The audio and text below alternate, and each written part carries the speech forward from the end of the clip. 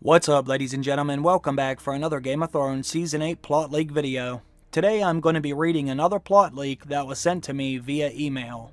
As you all know, I always get a kick out of reading these, even if they are fan fiction, which most of them are. I have read several different variations on this channel already, but I continue to get sent new ones almost every week.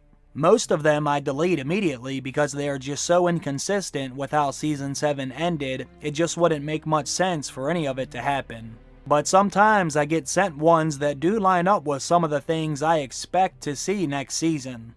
Let me make this clear though, that doesn't mean that I like them. I thought about reading the whole thing in one video, but it would take a while because this one is fairly detailed. So I figured I would read the first episode here, and if enough of you want me to read the rest, I will. Only if I get enough people saying they want to hear more though. But if most of you think this is trash, then I won't bother spending any more time making videos on this. According to the person that posted this leak, he said he works on the set of Game of Thrones. Personally, I do not believe him, but what the hell, I will give it a shot anyway, just in case. He basically said he has seen enough while working there to know almost everything that will happen next season, so he took notes and posted them on Reddit. Typically I would call bullshit right away, but last year A Way for the Lad said something very similar, and he just happened to be telling the truth. So I guess there is always a chance for these kind of things to happen. But will lightning strike twice in back-to-back seasons? Probably not, but let's proceed anyways. Season 8, Episode 1. The opening scene is at Castle Black. Beric and Tormund warn Ed of the breakthrough at Eastwatch by the Sea from the Night King's dragon. Ed begins to prepare ravens to warn everyone, but then he hears the sound of a horn. The horn sounds 3 times, and the army of the dead are seen approaching from the southeast. Beric tells Tormund to head south, while Beric stays with Lord Commander Ed. Beric says he still has a purpose to serve. He pulls out his sword, and it ignites. The ravens take flight, and are heading south until the dragon appears, and unleashes its blue flame on them. Beric shouts that not all the dead are coming to Castle Black. A larger army is seen following the Night King and Viserion, that are heading further south. The Whites reach Castle Black, and the battle begins. The next scene is Bran in the Godswood at the Weirwood Tree. He asks the Maester how long he has been in his vision. The Maester says, a few hours. Bran notes that he has not seen anything this time. He says that he may have been thrown out of a vision, and something must be wrong. Jon, Daenerys, Jorah, Tyrion, Varys, Brienne, the Hound, and some soldiers ride to the gate at Winterfell. Several guards of the North greet them at the gate. They look at Daenerys suspiciously. Jorah notices this, and he looks worried. Sansa and Arya arrive at the gate, and Sansa looks at Daenerys suspiciously as well, and Tyrion notices that they are reinforcing the walls. Sansa greets Jon, and she asks him how he managed to bring Daenerys and Cersei to peace. Jon hugs her, and he says, it's not that easy. Jon hugs Arya and says, so you did stick them with the pointy end. Arya smiles. She is very pleased to see Jon again. Jon and Bran look at each other, and Jon looks very worried. Sam, Gilly, and the baby are looking from across the yard. Ghost is next to Sam at this time. Sansa tells Jon that Bran's situation is hard to explain. Sansa says Bran has visions. Brienne asks Sansa where Littlefinger is. Jon wants to know that as well, so he repeats the question. Arya answers Jon, quite relaxed, and says that she executed him. Jon looks concerned. Then Sam greets him. Jon bends down to greet Ghost, and he brushes his fur for a few moments. Jon and Sam begin to talk about their time apart, and Sam asks Jon about the dragonglass on Dragonstone. Jon also says that so far, Longclaw has never failed him against the White Walkers. Tyrion addresses Sansa, and he asks her how she escaped King's Landing after Joffrey's death. Sansa says Littlefinger was behind everything. Jon asks Sansa why Winterfell is being prepared for a siege. Sansa says, a friend once told me you should prepare for any scenario. Then we will not experience any surprises. Then she smiles and Jon seems impressed. Jon then tells everyone to gather in the main hall. In the hall, Jon tells everyone that the king in the north is now serving Queen Daenerys Targaryen. Angry shouts erupt in the hall, and Sansa looks shocked. Lord Royce angrily asks Jon why he hasn't learned from the mistakes of Brandon Stark and his father. Targaryens cannot be trusted. Jon explains that he is obviously still alive. Jon also says Daenerys has not only provided dragonglass, but she has also provided her armies and her dragons. He says she has already helped him fight the dead, despite the dangerous threat. She has also sacrificed one of her dragons, which she considered a child of hers. Lord Glover then says he did not see any of this for himself. Daenerys explains that she did not come to conquer them. Lyanna Mormont then asks Dany about the peace treaty with Cersei. Daenerys says the war is at a momentary standstill.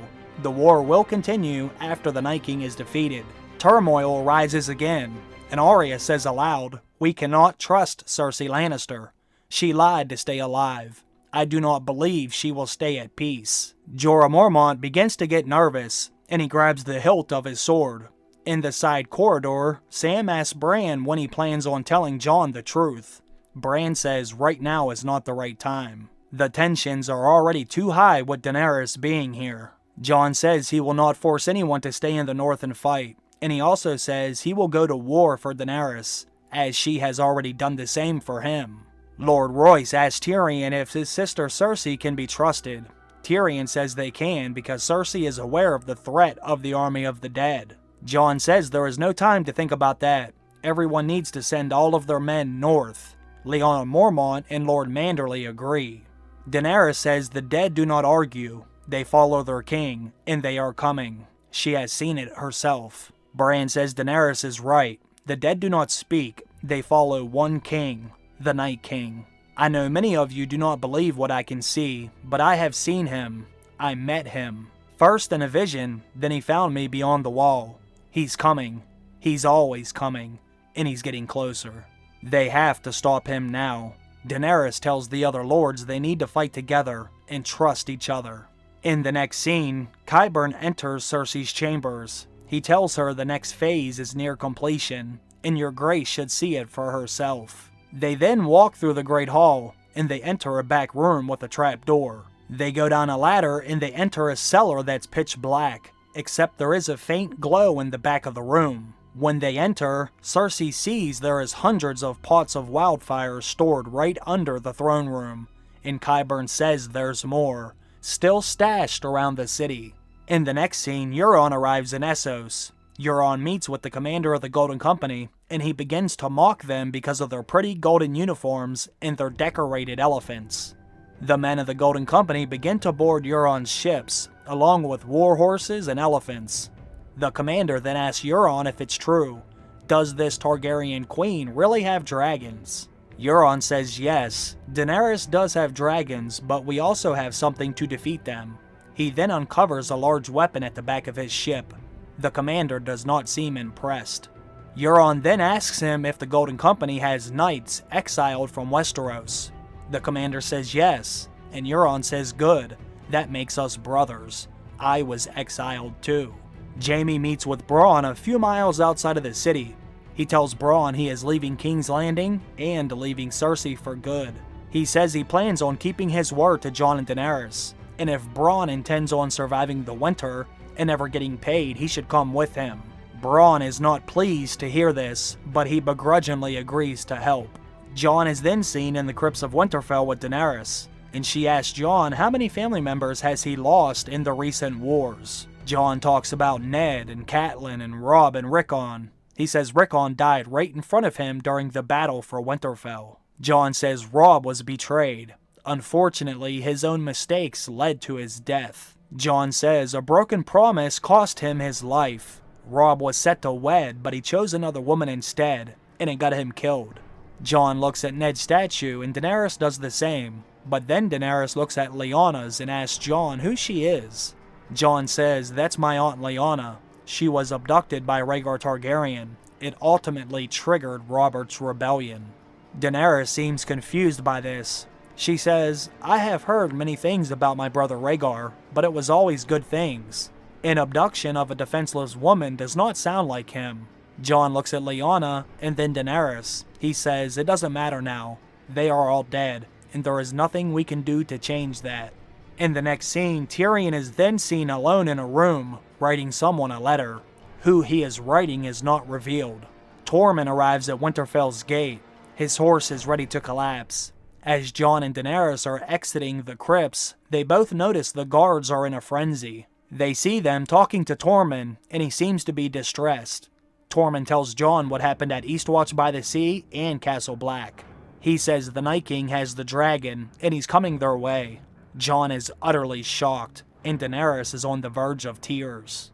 In the next scene, we are at the last hearth, and there is a small boy seen outside playing in the snow with his father. Suddenly, the boy stops, and his father asks him what's wrong. The boy points to the nearby tree line. There are hundreds or more of blue eyes peering through the trees. The man tells his son to get inside now. The whites begin running into the village, and horns begin to blow, and little Ned Umber comes outside with several soldiers at his side. As more soldiers come outside, the sound of a dragon quickly drowns out the horns that were blowing. They tell Ned Umber to get back inside, but it's too late. There are too many. Thousands of whites, led by multiple White Walkers and Giants, are now just 100 feet away. The Night King comes out of the storm, and Viserion begins to unleash his blue flame on their castle. Chaos erupts, and everyone begins to get butchered. Viserion's blue flame delivers a devastating blow to the Umber's ancestral home. Ned Umber's personal guard is slaughtered, leaving him all alone. One of the White Walkers approaches him, and with one swift move, he pierces his heart with his ice sword. Ned Umber falls to the ground, as his home and people are destroyed. The final shot of the episode shows nearly a dozen White Walkers walking across the blood-soaked battlefield. Every man, woman, and child lay slain at their feet. The Night King then lands Viserion, and he steps off him for a moment. The camera will then pan across the ground, showing all the bodies begin to twitch and move, until it shows Ned Umber. His eyes begin to open with a piercing blue color, and the episode ends. Alrighty then folks, this is Season 8, Episode 1. Put all your thoughts or questions down below in the comment section. What did you love? What did you hate, if any? Let me know if you want me to read the rest of the episodes or not. I will leave that up to you. Either way, I want to thank you for taking the time to watch the video. Hopefully you were entertained, even if you think it's fake. I also want to thank everyone on Patreon who continues to support the channel. May the faith of the Seven, the Lord of Light, and the old gods and the new bless you all. Have a great day everyone. I'll see you soon. Bye.